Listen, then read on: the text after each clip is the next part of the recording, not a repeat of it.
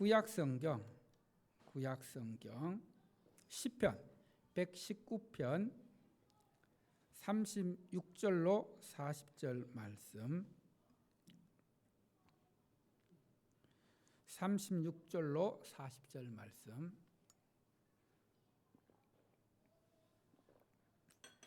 시편 119편 36절로 40절 말씀. 오직 말씀으로 나를 살리소서. 제가 이제 하나님의 말씀을 봉독할 때에 경청하시기 바랍니다. 내 마음을 주의 증거들에게 향하게 하시고 탐욕으로 향하지 말게 하소서. 내 눈을 돌이켜 허탄한 것을 보지 말게 하시고 주의 길에서 나를 살아나게 하소서. 주를 경외하게 하는 주의 말씀을 주의 종에게 세우소서. 내가 두려워하는 비방을 내게서 떠나게 하소서. 주의 규례들은 선하심이니이다. 내가 주의 법도들을 사모하여 싸우니 주의 의로 나를 살아나게 하소서. 아멘. 하나님 아버지, 새해 첫 주일 이제 오직 주의 말씀으로 나를 살리소서라는 제목으로 말씀을 선포합니다.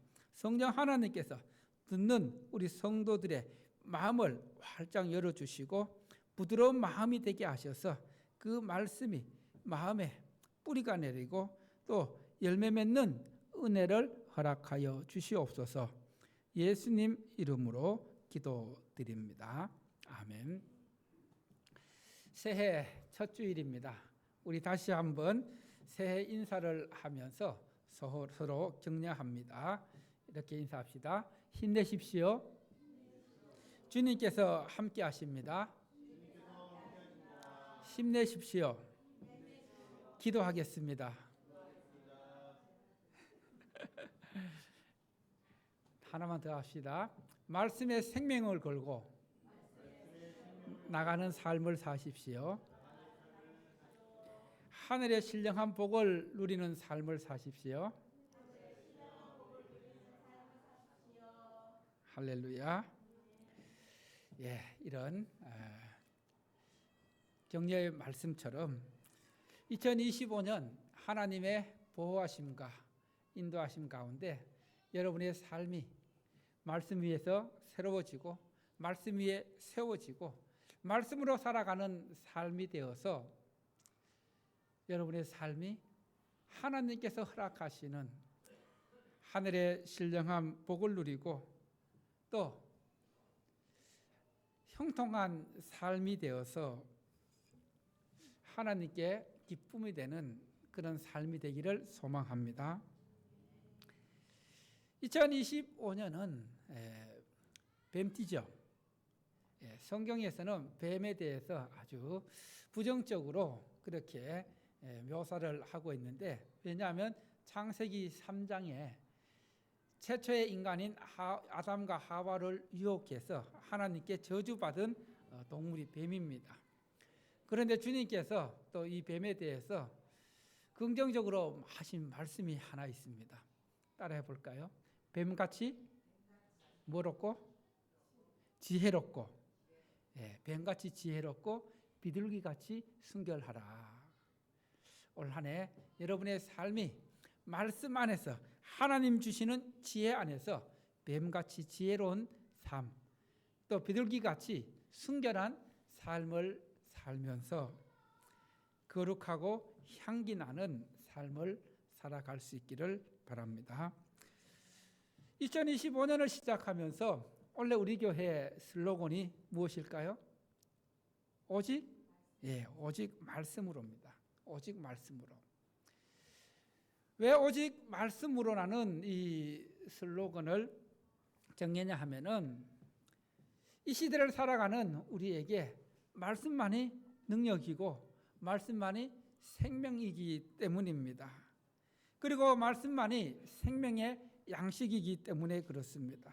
그래서 올해도 말씀 중심으로 하나님께 가까이 나아가고 또 말씀으로 하나님과 동행하는 삶을 살아가기 위해서 우리가 지난 해처럼 하루 20분 성경 읽기 지금 창세기 하고 있는데 이 창세기 시작하면서 누가 지금 앞에 조금 설명을 해주고 있죠? 예, 이거 대답 못하면 안 하고 있는 거예요. 한인수 장로님이 그 신앙 간증과 함께 앞에 설명을 하고 있는데 여러분 한번 하나님의 자녀라면 성도라면은 꼭 말씀을 한번 천국 가기 전에 최소한 10독을 해야 되지 않겠어요? 1년에 한 번씩 한다 해도 우리 신민주 집사님 같은 경우는 몇 독, 한 40독 이상을 할 것 같은데 1년에 한 번 하면은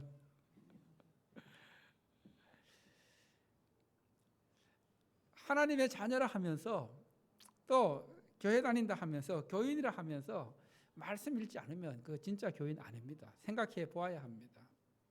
껍데기뿐인 무늬뿐인 성도입니다.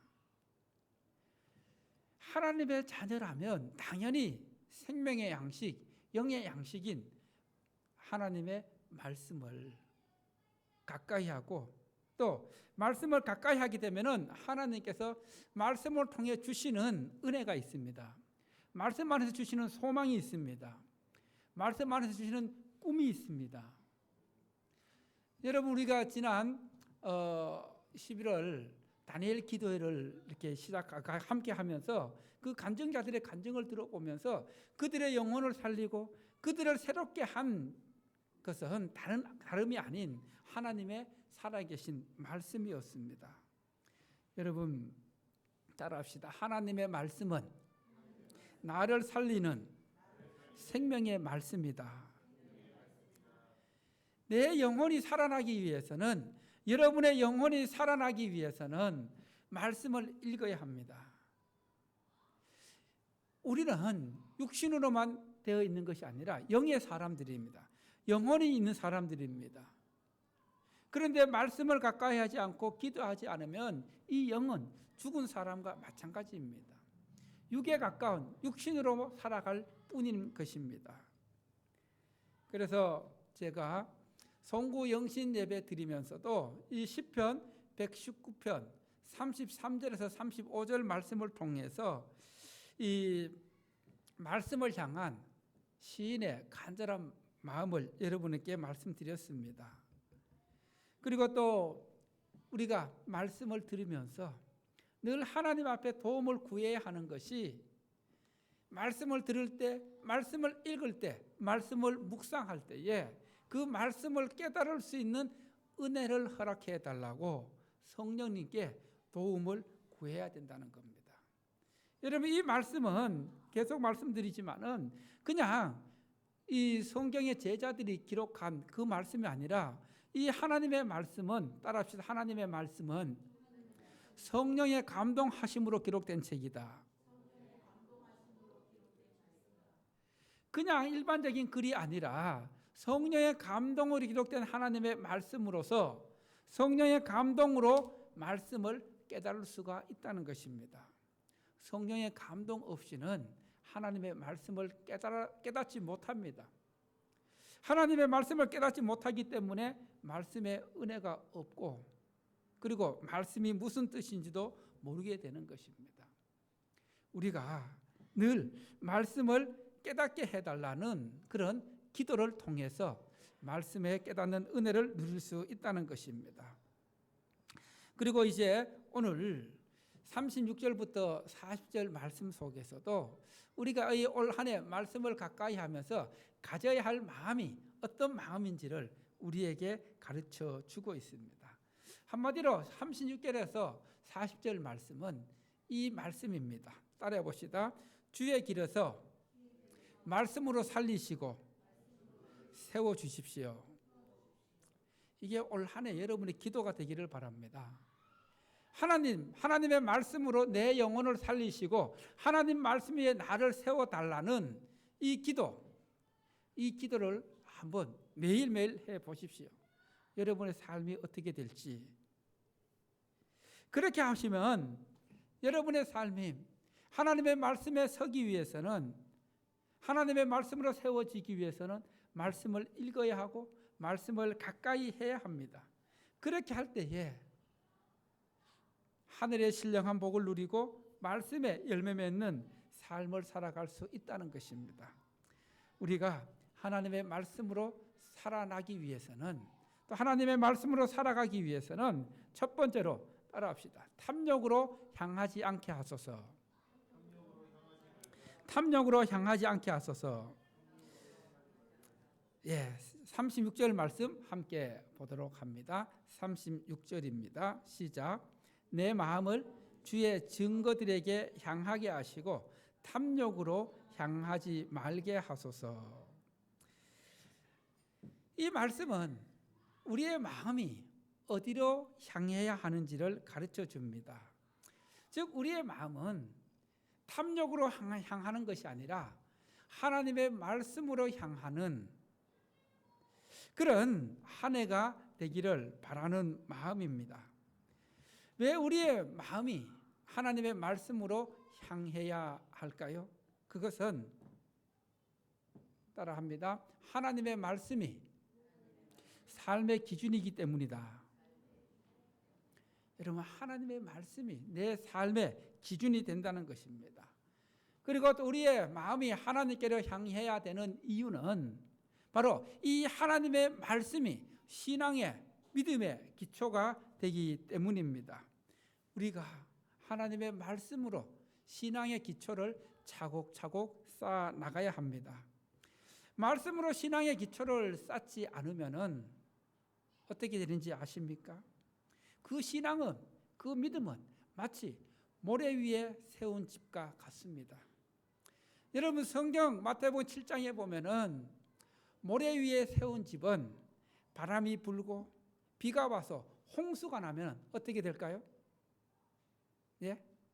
흔적도 없이 허물어지고 떼내려갑니다.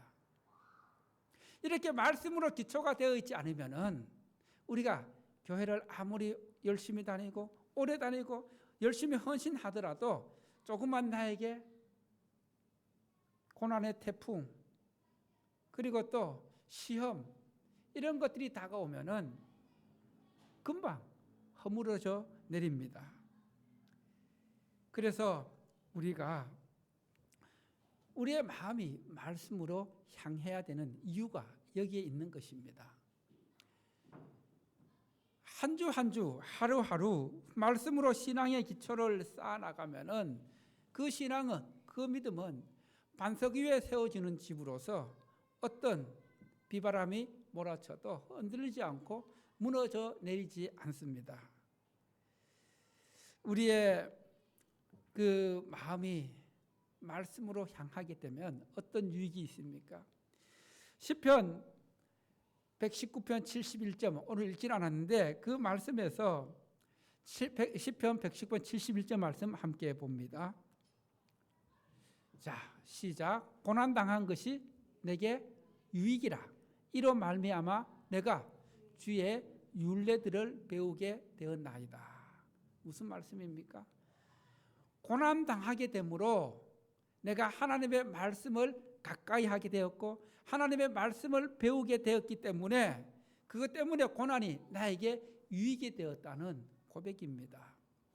여러분, 우리 삶에 갑자기 어려움이 찾아올 때, 고난이 닥쳐올 때에 그때 하나님 말씀으로 들어가면은 말씀 속에서 주시는 하나님의 뜻을 발견하고 또 하나님 주시는 지혜와 능력으로 그 고난을 헤쳐나갈 수 있고 물리칠 수 있는 것입니다.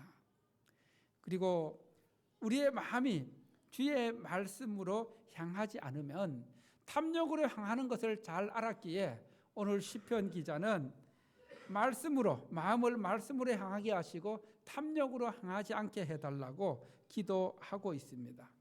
여러분, 탐욕은 우리의 마음을 하나님께로부터 멀어지게 합니다. 하나님께로 나아가는데 방해물이 되는 것이 탐욕입니다. 그러면은 탐욕이 무엇입니까? 탐욕. 이 탐욕을 성경에서 찾아보니까 히브리어로 이 바차라는 말로 표현하고 있는데, 바차라는 단어 있는데 이 탐욕은 물질적인 욕망이나 탐욕을 의미하는 말입니다. 그래서 물질에 대한 과도한 욕망이나 갈망 이것이 탐욕입니다. 자, 우리의 마음이, 여러분의 마음이 세상 물질에 마음을 빼앗기게 되면은 세상 물질에 과도한 욕심이나 과도한 갈망이나 과도한 그 탐욕을 갖게 되면은 하나님의 말씀을 가까이 할 수 있을까요? 없을까요? 하나님을 가까이 할 수 있습니까? 없습니까? 할 수 없기에 바로 이 탐욕을 향하지 않게 해달라고 기도하고 있습니다. 여러분, 세상 물질에 마음을 빼앗기면 어떻게 됩니까? 우리의 마음은 금세 세상 물질에 대한 염려와 근심으로 빠지게 됩니다.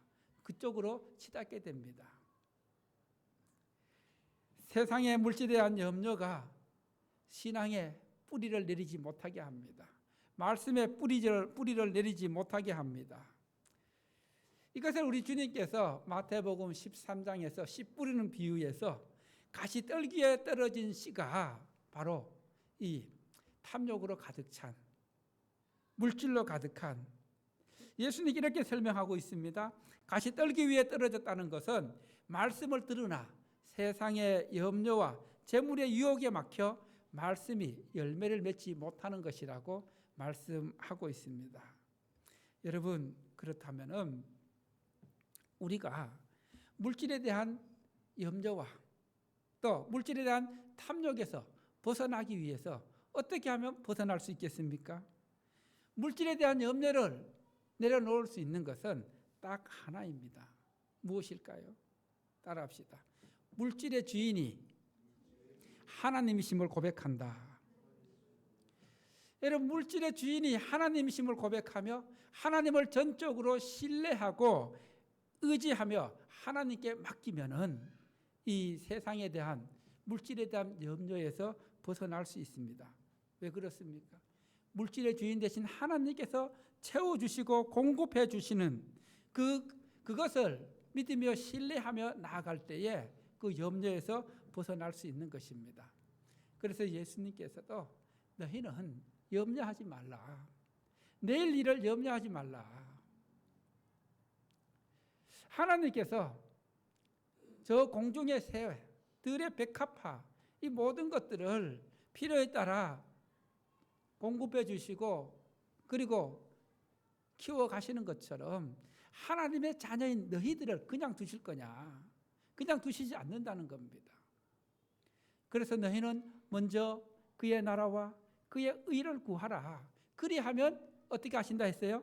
이 모든 것을 너희에게 더하시리라고 약속하고 있는 것입니다. 여러분, 물질의 주인이 하나님심을 고백하게 될 때에 하나님께 진심으로 감사하며 나아갈 수 있는 것입니다. 그런데 이렇게 하지 못하고 자꾸 물질에 대한 문제를 하나님 없이 내 계획으로 내 지혜로 풀어나가려고 하고 해결해 나가려고 하다 보니까 결국에는 더 꼬이게 되고 더 복잡하게 되고 더 큰 염려와 근심, 걱정이 나를 사로잡게 되는 것입니다. 그리고 하나님을 온전히 신뢰하지 못하다 보니까 하나님께 드려야 할 그 물질도 제대로 드리지 못하고 늘 그것만 생각하면 마음이 무겁고 죄책감 속에서 마음 편치 않는 그런 삶을 살아갈 수밖에 없다는 것입니다. 여러분, 분명히 기억하십시오. 따라합시다. 탐욕은 유혹의 원천이다. 여러분, 탐욕으로 가득 차면은 이 탐욕이 우리를 계속해서 유혹한다는 겁니다. 그 유혹하는 그 마음이 하나님으로부터 멀어지게 하고 말씀으로부터 멀어지게 하고 그리고 이 탐욕은 탐심과도 연결되어서 골로새서 말씀에서 탐심은 곧 우상 숭배라고 우리에게 경고하고 있습니다. 여러분, 물질의 문제를 하나님께 온전히 맡기지 못하면은 그 물질의 문제는 해결되지 않습니다. 오히려 그 물질의 염려와 문제가 나를 말씀에서 더 멀어지게 하고 하나님으로부터 더 멀어지게 해서 그리고 또 기도에서 멀어지게 해서 내 믿음을 갉아먹습니다. 내 믿음이 약하게 됩니다. 오늘 말씀에서 시인은 그것을 너무나 잘 알았기 때문에 내 마음을 말씀으로 향하게 하시고 탐욕으로 향하지 않게 해달라고 기도하고 있는 것입니다. 여러분 올 한 해를 시작하면서 여러분의 마음이 세상의 욕심, 세속적인 욕심, 욕망에 사로잡히는 것이 아니라 물질의 주인 되시는 하나님께로 향해서 하나님의 말씀으로 허백되어지고 하나님이 채워주시는 은혜로 채워지는 그런 삶이 되기를 축원합니다. 두 번째로 시인은 우리에게 이렇게 가르쳐 줍니다. 따라합시다. 허탄한 것을 보지 말게 하소서. 37절 말씀 함께 봅니다. 37절 말씀 시작. 내 눈을 돌이켜 허탄한 것을 보지 말게 하시고 주의 길에서 나를 살아나게 하소서. 37절 말씀은 우리의 눈이 어디로 향해야 할지를 가르쳐 줍니다. 우리의 눈이 땅을 향하는 것이 아니라 하늘을 향해야 한다는 것입니다. 우리의 눈이 뒤를 돌아보는 것이 아니라 앞을 보아야 한다는 것입니다. 우리의 눈이 과거를 보는 것이 아니라 미래를 보라는 말씀입니다. 현재를 보면 낙심하고 절망스럽고 어렵지만은 그러나 말씀으로 하나님을 바라보면은 그 말씀 속에서 소망을 주십니다. 말씀으로 희망을 주십니다. 여러분 시편 121편 말씀 잘 아시죠? 내가 산을 향하여 눈을 돌리라. 나의 도움이 어디서 올꼬? 나의 도움이 어디서 옵니까? 천지를 지으신 여호와 하나님께로 온다는 것을, 그래서 하나님을 바라보라는 것입니다. 하나님을 바라보고 허탄한 것을 보지 말라는 것입니다. 이 허탄하다, 허탄한 것, 그 뜻은 헛된 것, 무의미한 것, 공허하다는 그런 뜻을 갖고 있습니다. 여러분 공허한 것, 허탄한 것을 본다는 것은 우리의 눈이 세속적인 일시적인 그런 쾌락으로 우리의 시선이 향하게 된다는 것입니다. 이 세상에 세상적인 것들은 일시적이고 잠시뿐입니다. 그리고 일시적인 쾌락과 욕망은 영적으로 볼 때는 무가치한, 아무 가치가 없는 것들입니다. 이런 것들을 보지 말고 하나님의 말씀으로 향하게 해서 말씀으로 살아가라는 것입니다. 여러분 하나님의 자녀들은 세상의 헛된 가치를 보면서 살아가는 것이 아니라 말씀 안에서 말씀의 가치관을 가지고 세상을 보며 살아야 한다는 것입니다. 세상 사람들과 똑같은 가치 기준을 가지는 것이 아니라 말씀의 가치관, 성경적인 그런 가치관으로 볼 때에 세상을 올바르게 분별하고 판단할 수가 있는 것입니다. 올 한 해 여러분의 눈이 세상의 헛된 것으로 향하는 것이 아니라 주님의 말씀으로 주의 길로 향하고 또 하나님을 바라보고 땅의 것을 바라보는 것이 아니라 위의 것을 바라보는 하나님 나라의 비전을 바라보며 살아가는 한 해가 될 수 있기를 축원합니다. 할렐루야. 38절 40절 말씀은 또 다음 주일에 함께 또 나누도록 하겠습니다. 이 시간 우리 함께 찬송가 215장 찬송 드리면서 봉헌합니다.